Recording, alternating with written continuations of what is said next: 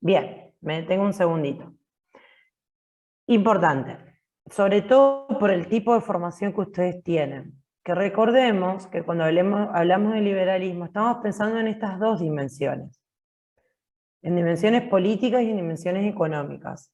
Esto es un error bastante frecuente que hay en los exámenes, por ejemplo, en donde si se pregunta por la ideología liberal, un poco que describen a Adam Smith, ¿no?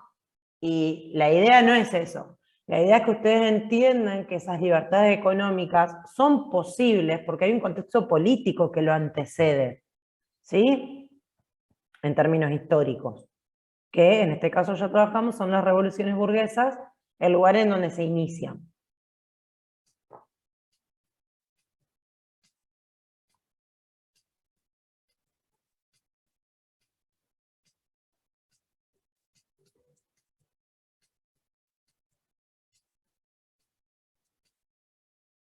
Bien, esto es un poco lo que ya les comentaba. Esto inicia con las revoluciones burguesas. ¿En qué país, según lo que ya trabajamos, las En Inglaterra. condiciones... ¿Qué iba a preguntar, Franco? A ver, dale, habla. No, pensé que preguntaste en qué país. Bueno, dije en Inglaterra. Sí, pero ¿en qué país qué iba a preguntar? Pensé que ibas a preguntar sobre qué país se dio la revolución industrial y qué era y por qué había sido. Bien, no, un poco la idea era, la revolución industrial, estamos situados en el siglo XIX, va a suceder o va a estallar, si se quiere, en Inglaterra o en Gran Bretaña, como lo queramos llamar, pero recuerden que hay antecedentes políticos. En términos políticos, entonces, ¿en qué siglo comienza a gestarse esta ideología liberal? En el 17. Bien. ¿Y en qué país sucede primero? Inglaterra. En Inglaterra. ¿Con qué revolución? La gloriosa. La gloriosa, perfecto. La revolución inglesa, como le querramos llamar. ¿Sí? Entonces, acá ya tenemos un antecedente que en cierta forma va a funcionar como una condición necesaria para que la revolución industrial, 2 siglos después, estalle en Inglaterra y no en otro país. ¿Sí?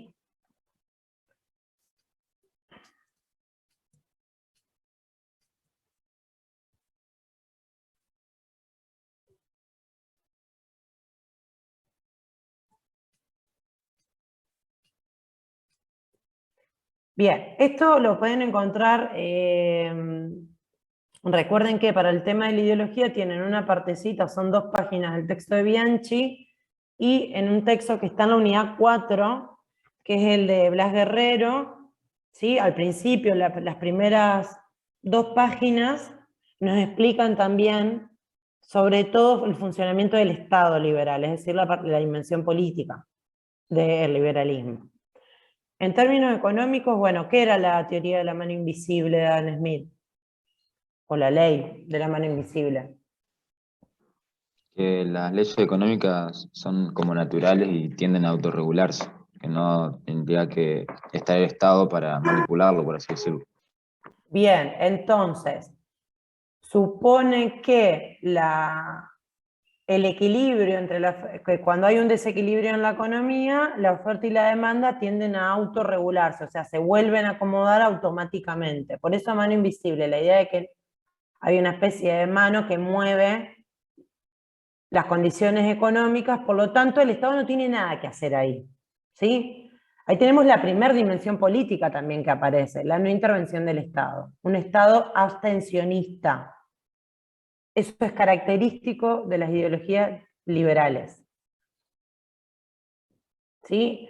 ¿Qué le queda al Estado? ¿En dónde interviene? Depende del autor. Básicamente en asegurar la seguridad, digamos, y los derechos de las personas. Bien, muy bien, perfecto. Y en términos, perdón, En términos económicos, el Estado va a intervenir en los lugares específicos en donde el sector privado no invierte, por ejemplo, las calles, ¿sí? El tendido eléctrico.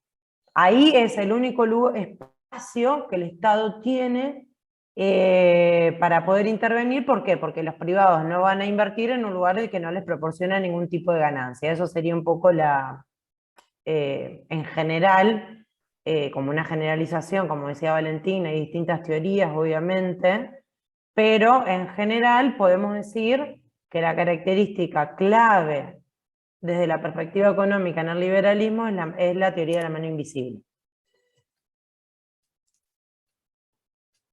Profe, una consulta. Entonces, ¿solo el Estado interviene en el tema de seguridad y derechos?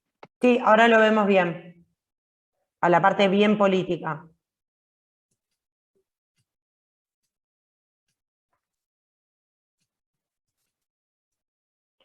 Bien, recuerden el contexto en el que suceden las revoluciones burguesas, ¿sí? Es una lucha encabezada por las clases que en ese momento, los sectores sociales que en ese momento habían perdido poder, que ¿cuáles eran?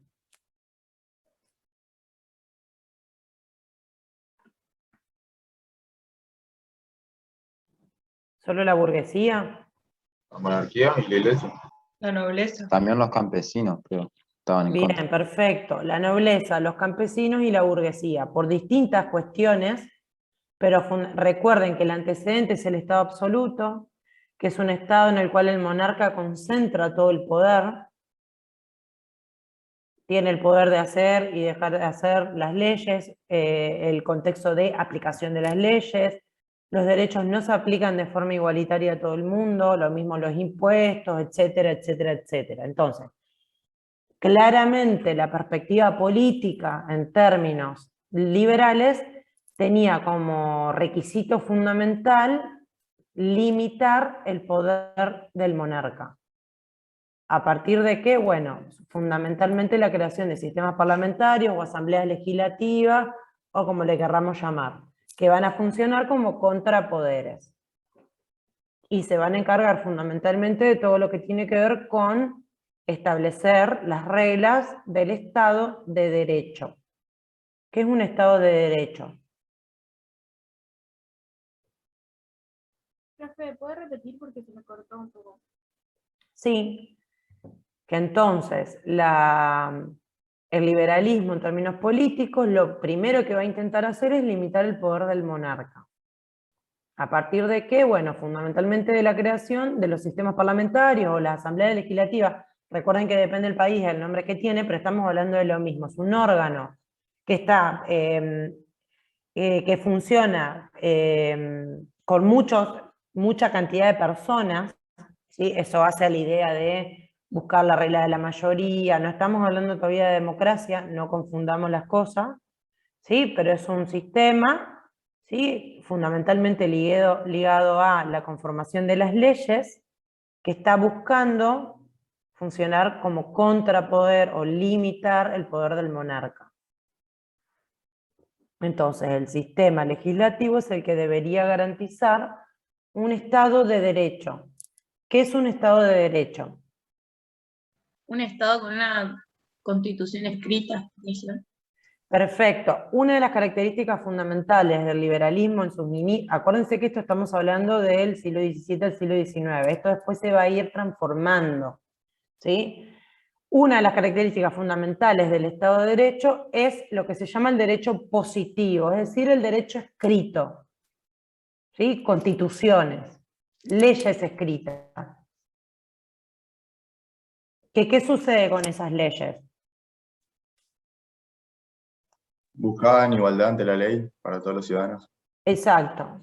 Se aplican de la misma forma a todos los ciudadanos, incluido el monarca, y las clases sociales dominantes, si lo queremos llamar, o comparar con lo que sucedía antes. ¿Cuáles son los derechos, qué nombre tienen los derechos que garantizan esa igualdad, esa libertad de comercio, todo lo que trabajamos la semana pasada? Los civiles. ¿Civiles? Perfecto. Los derechos civiles, ¿sí? Son los primeros derechos que se van a gestar en el marco de los estados liberales. Después ya les adelanté la semana pasada y se los vuelvo a repetir, a lo largo del siglo XIX va a haber transformaciones, ¿sí? De esos derechos civiles, ¿garantizan, por ejemplo, el sufragio universal? No, Era restringido. Bien, ¿y cómo se llamaban esos derechos específicamente restringidos? Políticos. Perfecto. Desde el siglo XVII hasta el siglo XIX, los derechos políticos van a ser restringidos. ¿Sí? Esto quiere decir que solamente podían votar hombres ligados al mundo de los negocios. ¿Sí? Que tengan capital o que tengan propiedades o que inviertan, etc. Según el país, eso se puede llegar a modificar, pero lo importante es eso, no existe sufragio universal, sino un sufragio restringido.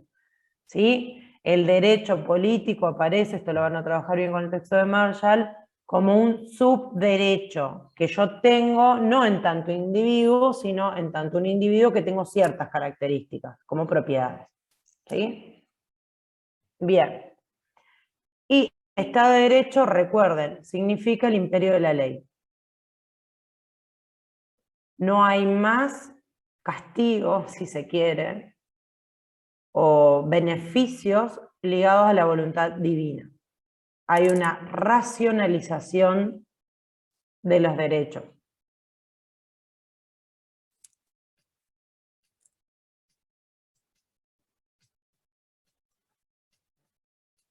Perdón, por eso decimos que son estados legales racionales. Recuerden el concepto de Weber de lo que es un estado moderno. ¿Sí? El estado liberal es el primer estado moderno. ¿Sí? El absoluto es, acuérdense, un estado de transición que tiene algunas características modernas y algunas tradicionales. El estado liberal, por eso decimos, es legal racional.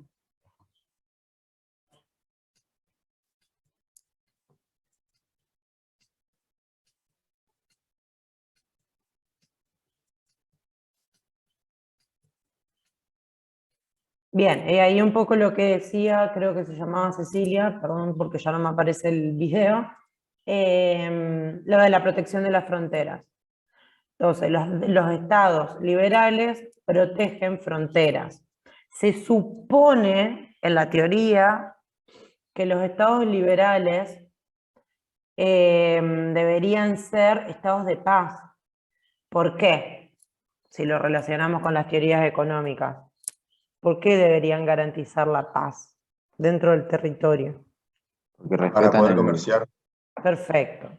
Para poder comerciar con mayor libertad, tranquilidad, previsibilidad, o como le querramos llamar, ¿no?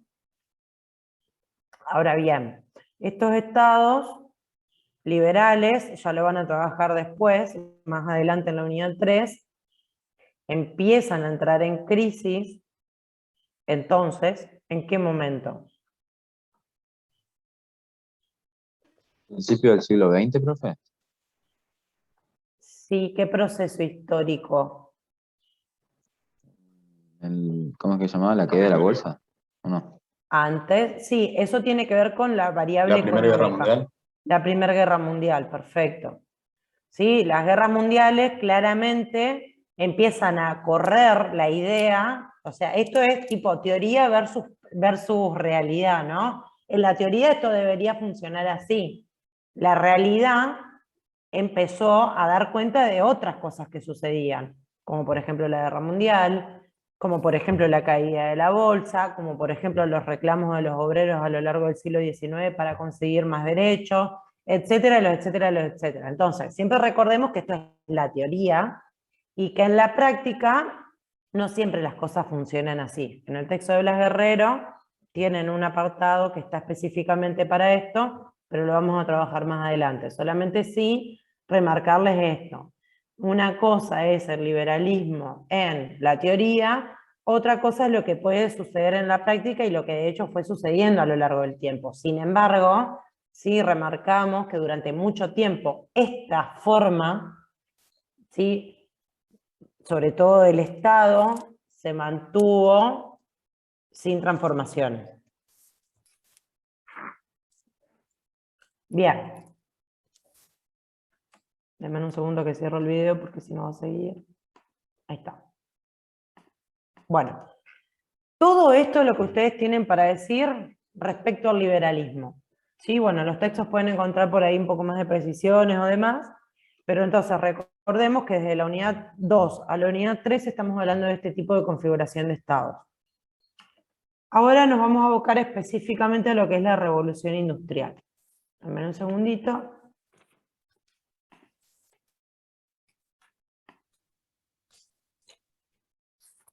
Profe, tengo una pregunta.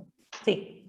El Estado, creo que era democrático, de Rousseau, ¿también es un Estado liberal? ¿Se puede considerar un Estado liberal o no?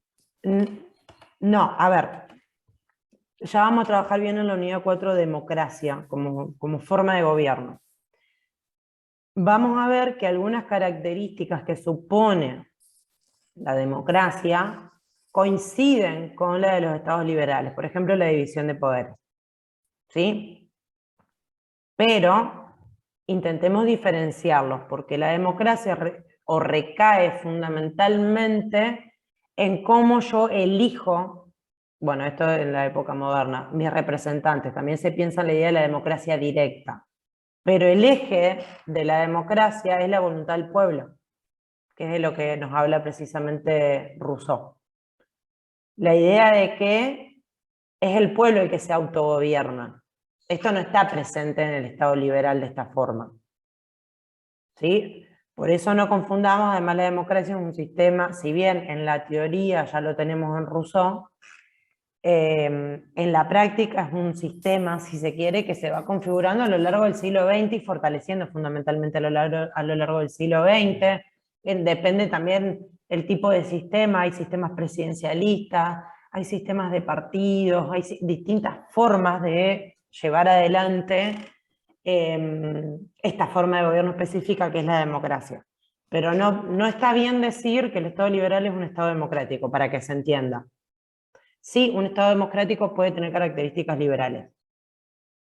¿Sí? Bien.